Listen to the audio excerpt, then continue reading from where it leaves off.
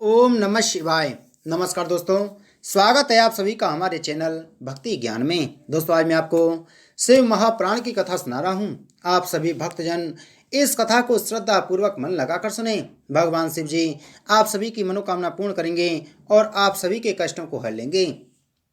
नारद जी ने कहा, हे पिता, शिवरात्रि का व्रत का महत्व सुनने से अभी मेरी तृप्ति नहीं हुई है। अस्तु, आप मुझे यह बताने की कृपा करें कि जिन लोगों ने बिना जाने हुए शिवरात्रि का व्रत किया उन्हें क्या फल प्राप्त हुआ है। यह सुनकर ब्रह्मा जी ने कहा, हे पुत्र, मैं इस संबंध में तुम्हें एक कथा सुनाता हूँ जो सब प्रकार से आनंद प्रदान करने वाली है। पुरातन समय में एक व्याध निषाद नाम से प्रसिद्ध था।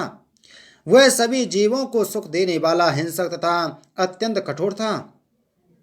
उसका परिवार बहुत बड़ा था। वह प्रतिदिन वन में जाकर जीव जंतुओं का संहार करता तथा चोरी आदि द्वारा धन प्राप्त करता था। बाल्यावस्था से ही उसने कोई शुभ कर्म नहीं किया था। इस प्रकार के को कर्म करते हुए उसे बहुत समय व्यतीत हो गया। हे नारद, एक दिन ऐसा संयोग हुआ कि उसके घर में भोजन समाप्त हो गया। तब उसके माता पिता स्त्री आदि ने क्षुधातुर होकर उससे यह कहा, हम लोग भूखे मरे जाते हैं, अस्तु तुम हमारे लिए भोजन का प्रबंध करो। उन लोगों की बात सुनकर निषाद अपना धनुष बाण ले एक घने वन में जा पहुंचा। जिस दिन की यह घटना है वह शिवरात्रि व्रत का दिन था, परंतु निषाद इस बारे में कुछ नहीं जानता था। अस्तु उस दिन संध्या तक वन में फिरने पर भी भाग्यवश निषाद को कोई जीव जंतु दिखाई नहीं दिया। जब रात्रि का समय आया तब वह निषाद अपने मन में अत्यंत व्याकुल होकर यह विचार करने लगा कि मुझे यहाँ कोई शिकार तो नहीं मिला, तब घर जाकर ही क्या करूँगा। तदुपरांत वह यह सोचकर एक नदी के तट पर जा पहुंचा। हे नारद, इस प्रकार निश्चय करके निषाद नदी के तट पर जो एक बेल का वृक्ष था उसके ऊपर छिपकर बैठ गया और टकटकी लगाकर देखने लगा कि यदि कोई जीव नदी के तट पर पानी पीने आवे तो मैं उसका संहार कर डालूं। जब रात्रि का पहला पहर समाप्त होने को हुआ उस समय वहां एक प्यासी हिरनी उछलती कूदती हुई आ पहुंची। उसे देखते ही निषाद ने अपने धनुष पर बाण चलाया, जिसका प्रभाव यह हुआ कि उस धनुष बाण के आघात से बिलपत्र के कुछ पत्ते तथा निषाद के पास रखा हुआ पीने का शुद्ध जल वृक्ष के नीचे स्थापित शिवलिंग पर गिर पड़े। इस प्रकार भाग्यवश उसके पहले पहर की पूजा स्वयं ही पूर्ण हो गई।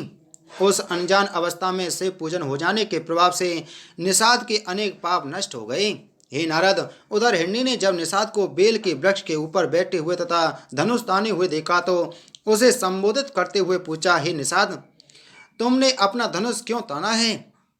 निषाद ने उत्तर दिया, हे हिरणी, मेरे परिवार के सभी लोग दिन भर के भूखे हैं, अस्तु मैंने यह विचार किया है कि मैं तुझे मारकर तेरे माँ से सब लोगों की क्षुधा का निवारण करूं। यह सुनकर हिरणी ने चिंतित होकर अपने मन में यह विचार किया कि मुझे किसी प्रकार इसका संकट दूर करना चाहिए। अस्तु उसने निषाद को संबोधित करते हुए कहा, हे निषाद, मेरे धन्य भाग्य हैं जो तुम मेरे मांस द्वारा अपना तथा अपने परिवारजनों का मनोरथ पूर्ण करना चाहते हो।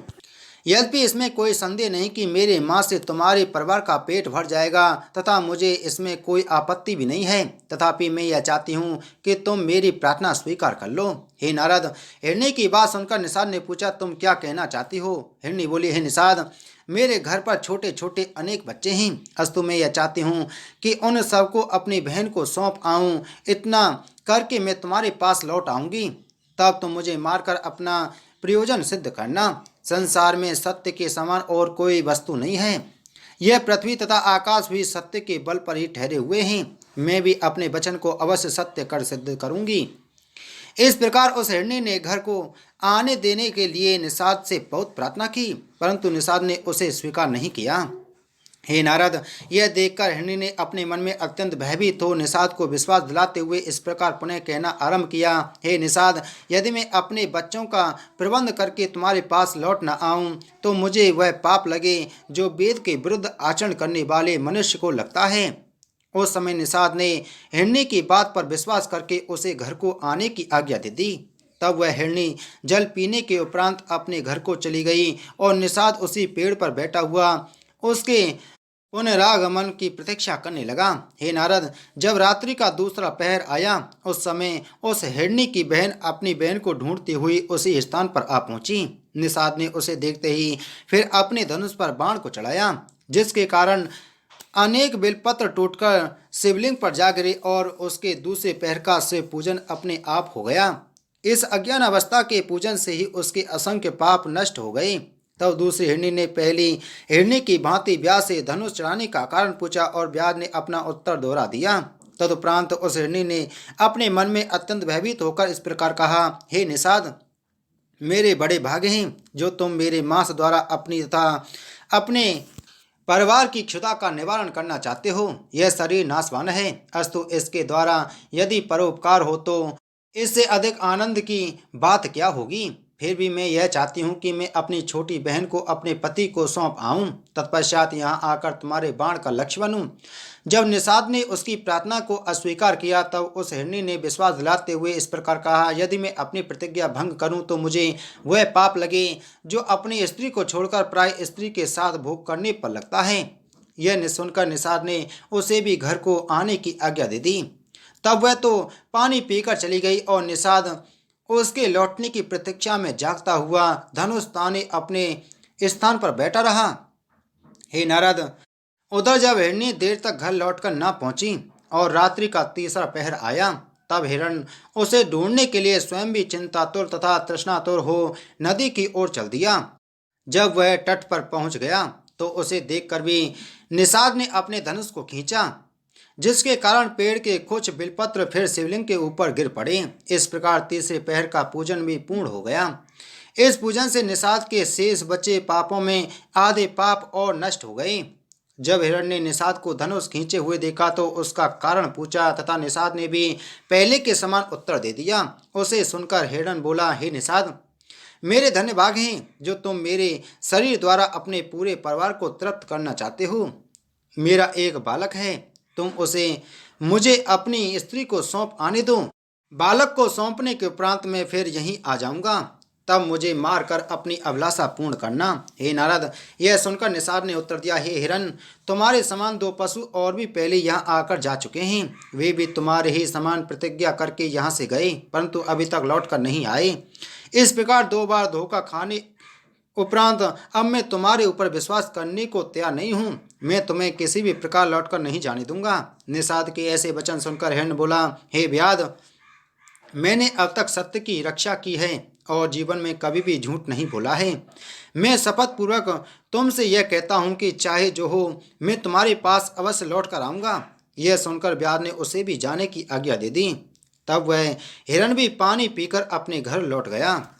हे नारद, जिस समय घर पर हिरण तथा हिरणी सब एक हुए और उन्होंने अपना अपना वृतांत कहा तो वे एक दूसरे का हाल सुनकर अत्यंत शोक करने लगे।